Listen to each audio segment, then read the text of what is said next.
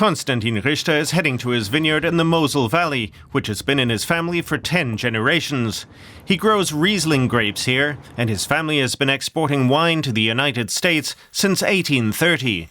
Today, around a third of the vineyard's wine goes to the US. But now Richter is deeply concerned about President Trump's threat of imposing tariffs of up to 200% on EU wine imports. We're exporting over 30% of our output to the US, and if there are 200% tariffs on that, that entire business would go bust. 200% on top of everything, nobody would buy that anymore. The crisis has hit German vintners at an already difficult time.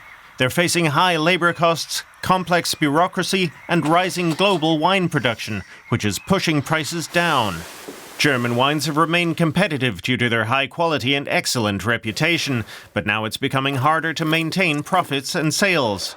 Trump's tariff threat has soured the atmosphere at Germany's largest wine trade fair in Düsseldorf, with many fearing a collapse in revenue. These tariffs would be catastrophic for the German export, especially since the US is our biggest foreign market. We make a sixth of our entire profits there, so it would hit us extremely hard.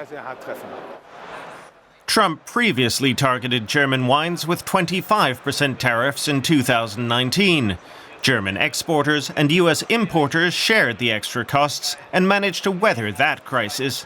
However, tariffs as high as 200% would be hard to swallow, if not impossible.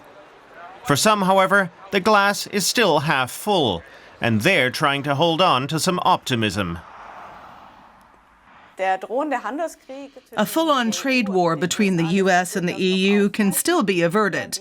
The EU has announced reciprocal tariffs starting April 1st, but until then there's still time to talk, and both sides should come to realize that a trade war would hurt everyone and that a deal should be negotiated. At his vineyard, Konstantin Richter is also hoping for compromise and more active support from the government. When Trump initially announced these 200%, high-level politicians and secretaries of state immediately had statements out in France and Italy. Just here in Germany, we haven't heard much from the government. German winemakers have survived many crises before. Right now, they're hoping to weather this one too.